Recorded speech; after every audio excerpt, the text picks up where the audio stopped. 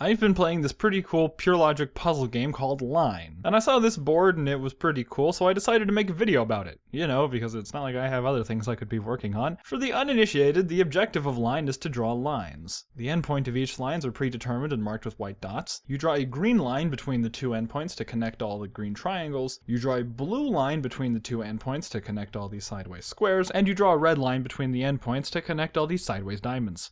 You also have to light up all these dots by bringing the line through these octagons the designated number of times without ever overlapping your lines and only crossing them at the nodes. Pretty nifty, right? But why this board in particular? Well, the layout is such that it makes it easy to talk about. Look at the positions of the red and blue starting points. And now look at this one red square way out here in the middle of Fucksville that you have to take your line on a sort of magic journey to get over to and back without ever overlapping your line. And you see this blue piece sectioned off in the corner that forces our line to have this little dealie in it? Yeah, so let's just leave that there for now and figure out what to do next. So there are two green triangles that we have to connect, and they are only here to annoy us. Because you could easily solve the problem without them, but it would reduce these two nodes to one color each, making the solution painfully simple. There are a couple of different configurations of green lines we can try, but there's only one that makes it possible. Anything but a straight line up and down makes this node impossible to access twice, or at least impossible to access twice and then continue the puzzle. And moving on from there, we have far too many options and all hope is lost. But before you take that cyanide capsule, let us first look at our most limiting square, this red one that can only be connected to the outside world through these two nodes. And in fact, it has to be connected through both of those nodes because it's not an endpoint and this diagonal leads to a blue.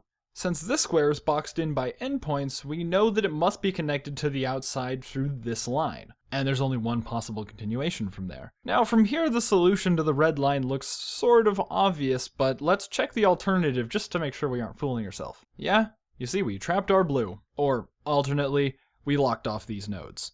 So now, with the red and green lines completed through the logical process of elimination, we're left with our blue line that has to fill in all of the extraneous nodes. So whether you go up or down first, you're left with this shape, and then you can just bring it up for the win. You see how every piece of information you gather limits your options? And when your options get limited down to one possibility, that becomes another piece of information that limits all the surrounding options even further until you're left with the one solution that works.